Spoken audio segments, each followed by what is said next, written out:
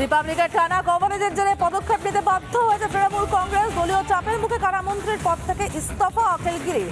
অখিলগিরির বক্তব্য অনুযায়ী মুখ্যমন্ত্রী সুব্রত বক্সিকে বলেছেন, সুব্রত বক্সি তাকে বলেছেন পদত্যাগ করতে। অখিলের বিরুদ্ধে পদত্যাগ করতে নির্দেশ অখিলকে, সে নির্দেশকে আমরা স্বাগত জানাচ্ছি। খুব ভালো কথা, সাধুবাদ। কিন্তু শুধুই অখিলের বিরুদ্ধে ব্যবস্থা? বাকি ফিরহাদ হাকিম, কল্যাণ বন্দ্যোপাধ্যায়, হুমায়ুন কবির, এদের বিরুদ্ধে কেন ব্যবস্থা নয়? এদের বিরুদ্ধেও তো ব্যবস্থা নেওয়া উচিত। অখিলগিরির বিরুদ্ধে দলীয় স্তরে কি ব্যবস্থা হয় আমাদের নজর থাকবে। আধিকারিকের কাছে ক্ষমা চান কিনা নজর থাকবে, কিন্তু অন্তত তাকে পদত্যাগের নির্দেশটা দেওয়া হয়েছে, যেটাকে আমরা সাধুবাদ জানাচ্ছি। রিপাবলিকের টানা কভারেজের জেরে বাধ্য হয়েই হোক, সারাদিন টিভি দেখেছেন মমতা বন্দ্যোপাধ্যায়, তারপর পদত্যাগের নির্দেশ দিয়েছেন। একথা আমরা অখিলগিরির মুখেই শুনেছি। সারাদিন রিপাবলিকের কভারেজ দেখার পর বাধ্য হয়েই না হয় তাকে পদত্যাগের নির্দেশ দেওয়া হলো। কিন্তু কেন ফিরহাদ হাকিম, কল্যাণ বন্দ্যোপাধ্যায়, হুমায়ুন কবির তাদের রেয়াত করা হলো? এদের বিরুদ্ধেও তো অখিলগিরির মতোই ব্যবস্থা নেওয়া উচিত, নাকি রাজধর্মের আড়ালে রাজনৈতিক কৌশল? লোকসভায় পূর্ব মেদিনীপুরে তৃণমূলের খারাপ ফল হয়, যারই কোপ পড়ল অখিলের মন্ত্রিত্বে।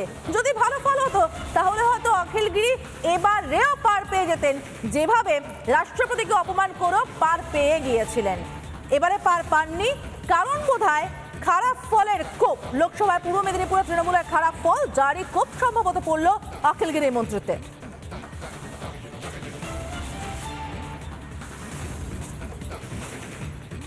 কেন একথা আমরা বলছি? কারণ আমরা বারবার শুনেছি অখিলগিরি ঠিক যেভাবে ভয়ঙ্কর ভাষায়, অশ্লীল ভাষায় আক্রমণ করেছেন আধিকারিককে, এর আগে রাষ্ট্রপতিকে, ঠিক সেরকম ভাবে ফিরহাদ হাকিম, কল্যাণ বন্দ্যোপাধ্যায়, হুমায়ুন কবির, প্রত্যেকের মুখে আমরা হুমকি, উস্কানি শুনতে শুনতে অভ্যস্ত হয়ে যাচ্ছি, যেন এটাই তৃণমূলের প্রবণতা।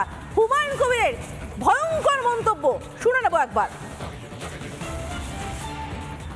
কত ধানে কত চাল হয়, 2 ঘন্টার মধ্যে তোমাদেরকে যদি ভাগীরথীর গঙ্গায় না ফেলতে পারি, রাজনীতি থেকে সরে যাব। কত ধানে কত চাল হয়, 2 ঘন্টার মধ্যে তোমাদেরকে যদি ভাগীরথীর গঙ্গায় না ফেলতে পারি, রাজনীতি থেকে সরে যাব। হুমায়ুন কবিরের কথা শুনলেন। এবার শুনুন রাজ্যের পুরমন্ত্রী, কলকাতার মেয়র, তিনি কিভাবে জন্নতের হাকিমি দাওয়াই দিচ্ছেন।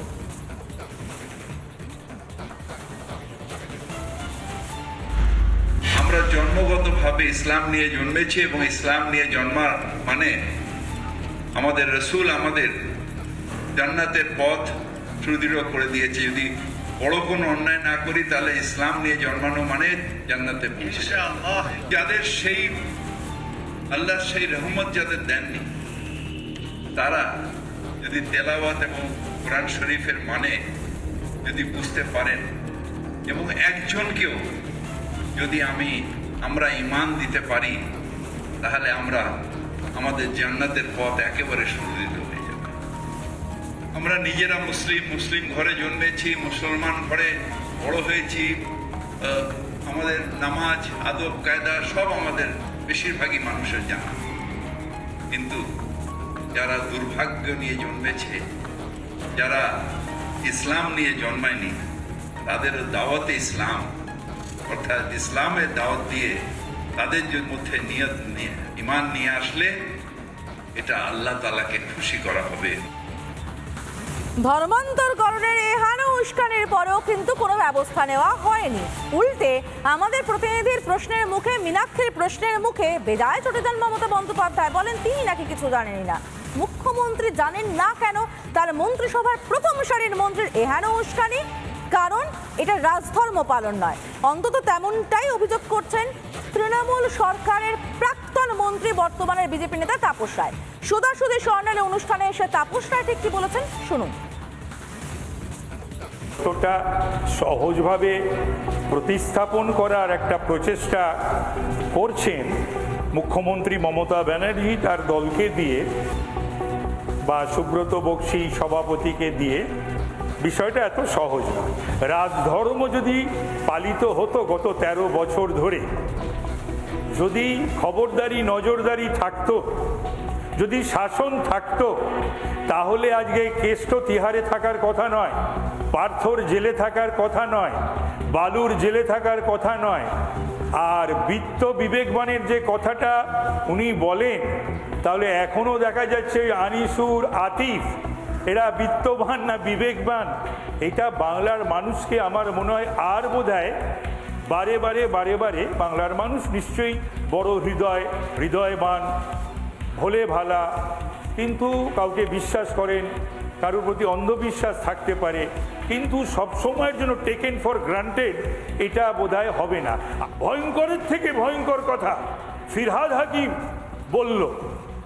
যদি সংবিধানের কথা বলা হয়, পরম্পরার কথা বলা হয়, সম্প্রীতির কথা বলা হয়, বাংলার সম্প্রীতির কথা বলা হয়, দেশের সম্প্রীতির কথা বলা হয়, ও দাওয়াতে ইসলাম বলার পরও তাকে সতর্ক তো করেনি, তাকে কিন্তু দলকে বলে বা নিজে পদত্যাগ করতে বলেনি, বরঞ্চ মুম্বাইতে সাংবাদিকরা জিজ্ঞেস করলে পরে উনি বলেছেন শুনিনি। উনি অখিলেরটা শুনতে পারেন কিন্তু ফিরহাদেরটা শুনতে পারেন না। আমাদের সঙ্গে এই মুহূর্তে টেলিফোনে রয়েছেন সিপিএম নেতা সুজন চক্রবর্তী। সুজন বাবু, আপনাকে স্বাগত রিপাবলিক বাংলায়। আপনি নিশ্চয়ই জানেন অখিলগিরির মন্তব্য এবং তার পরিপ্রেক্ষিতে মমতা বন্দ্যোপাধ্যায়ের নির্দেশ পদত্যাগ করেছেন অখিলগিরি। পদত্যাগের নির্দেশকে আমরা সাধুবাদ জানাচ্ছি। যদিও অখিলগিরি বক্তব্য সারাদিন মমতা বন্দ্যোপাধ্যায় নাকি টিভি দেখে তারপর পদত্যাগের নির্দেশ দিয়েছেন। টিভি দেখাতে হলো ওনাকে, বুঝলাম আমরা, না হয় টিভি দেখাতে হলো, তারপর উনি পদত্যাগের নির্দেশ দিলেন। কিন্তু একই রকমভাবে টিভিতে তো সারাক্ষণ ফিরহাদ হাকিমের উস্কানিমূলক মন্তব্য দেখিয়ে গিয়েছি আমরা। ফিরহাদ হাকিমের হুমকির পর আমরা হুমায়ুন কবিরের হুমকি দেখিয়েছি, কল্যাণ বন্দ্যোপাধ্যায়ের অঙ্গভঙ্গি রাষ্ট্রপতিকে কেন্দ্র করে সেটাও দেখিয়েছি আমরা। সেগুলো চোখে পড়ে না মমতা বন্দ্যোপাধ্যায়? নাকি অখিলগিরির যে এলাকা, সেই এলাকা পূর্ব মেদিনীপুরে ভোট কম পড়ার মাসুল দিচ্ছেন অখিলগিরি? দেখুন, আমি কালকেই বলেছি, নতুন কোনো কথা না। এখানে অখিলগিরির পদত্যাগ করাটা কোনো বিকল্প ছিল না। পূর্ব মেদিনীপুরের ভোটের ফলের পরিপ্রেক্ষিতে সবাই জানেন যে অখিলগিরিকে মন্ত্রিসভা থেকে বাদ দেওয়া হবে, উত্তম বারিক অথবা অন্য কাউকে নিয়ে আসা হবে। এটা তৃণমূলের সবাই জানে, এটা অখিলগিরিও জানে। এটা ছিল সময়ের অপেক্ষা। এইটা একটা চান্স পাওয়া গেল যখন পদত্যাগের সুযোগ উনি পেলেন। তা না হলে তো মুখ্যমন্ত্রীকে খারিজ করা উচিত ছিল। যদি অপরাধের জন্য হয়ে থাকে তাহলে গ্রেপ্তার করা উচিত ছিল, খারিজ করা উচিত ছিল। গ্রেপ্তারও না, খারিজও না, পদত্যাগ। আর কুকথা বলেছে, সেই কারণে কুকথা তো প্রকাশ্যে পুলিশের অফিসারকে দেখে চাপ দেওয়া উচিত বলে জনসমক্ষে বলেছিলেন মুখ্যমন্ত্রী। মুখ্যমন্ত্রী ক্ষমা চেয়েছেন, ফিরহাদ হাকিম ক্ষমা চেয়েছেন, হুমায়ুন কবির ক্ষমা চেয়েছেন, কল্যাণ ব্যানার্জি ক্ষমা চেয়েছেন। ফলে অপরাধ করলে ক্ষমা চাইতে হয়, তৃণমূলে এটা বাস্তব নয়। মুখ্যমন্ত্রী সহ কেউ সেটা করেননি। কিন্তু অখিলগিরি পূর্ব মেদিনীপুরে কেন সব ব্যবস্থা করার পরেও তৃণমূল ভোট বেশি পেল না, এটা তার মাসুল গুনছেন। তা সত্ত্বেও ওকে গ্রেফতার করা হয়নি অথবা খারিজ করা হয়নি, খারিজটাকে সুযোগ দেওয়া হয়েছে। আপাতত একটু আইওয়াশ করা হলো, তারপর দেখে নেওয়া। ধন্যবাদ আমাদের সঙ্গে কথা বলার জন্য।